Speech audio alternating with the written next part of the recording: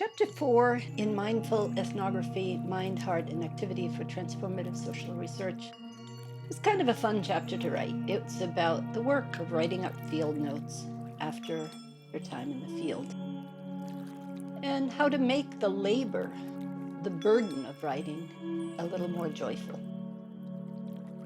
by getting to live twice. You experience what you experienced and then you get to write about it.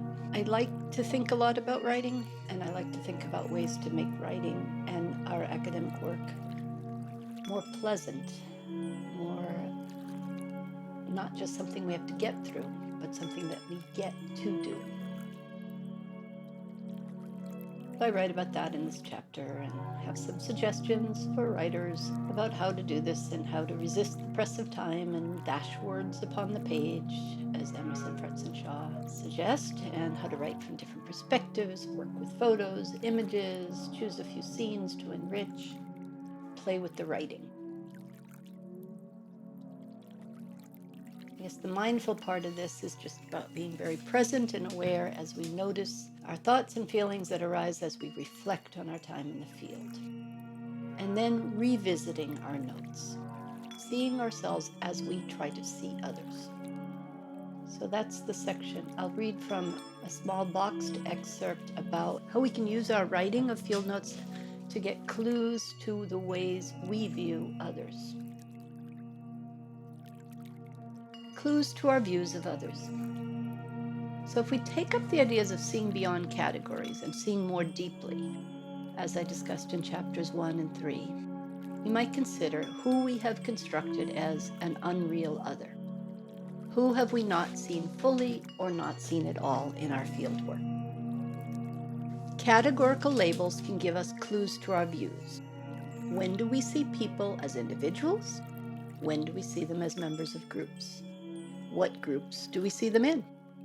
What aspects of their identity are made salient or obscured, marginalized, or denied by particular labels?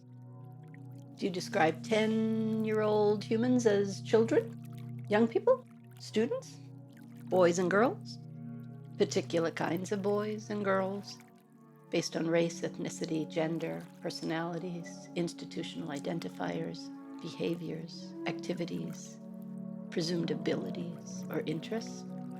What labels do you choose for the people in your field sites? Just think about who you're studying and what categorical labels you might find yourself using and not even be aware of it. Our grammar both reveals and conceals a great deal. We can train ourselves to analyze the grammar of our thinking and maybe even to rewrite it. So think about pronouns. These reveal the real or presumed relationships between people and the relationship between self and others. We might consider who or what do we name as it or them rather than you or I or we. I became more aware of this as I wrote this book. I caught myself a whole bunch of times referring to readers as you, only to realize that I could and perhaps should include myself in the address. Initially, I confronted the reader in a way by saying, "Who are you willing or not willing to see?" But I checked myself. I revised my use of pronouns to include myself in that challenge. Who are we all? Who am I not willing to see? Who are we not willing to see? Am I able to see my readers as like me and to consider that I might be like them? I did a search for the times I used the word other, and I considered what I meant when I referred to any group of other people. Sometimes the word other seemed appropriate. It was a sort of loose marker for other people. But other times, it seemed to serve a distancing function that kept me from seeing those others more fully. Nouns are labels. They're not always clear-cut things. The labels we use, as I've discussed in the other chapters, may reveal to us what we presume is meaningful, or what are the meaningful groups in any setting, and what their unifying features are. Again, do we refer to a group of people as students, the elderly, kids, teachers, Republicans, Democrats? In classrooms, we might see young people as students. We might not see them as people at all. In a park, we might see the same humans as kids. On the schoolyard, because schools heavily mark gender, we might tend to see kids as groups of girls and boys.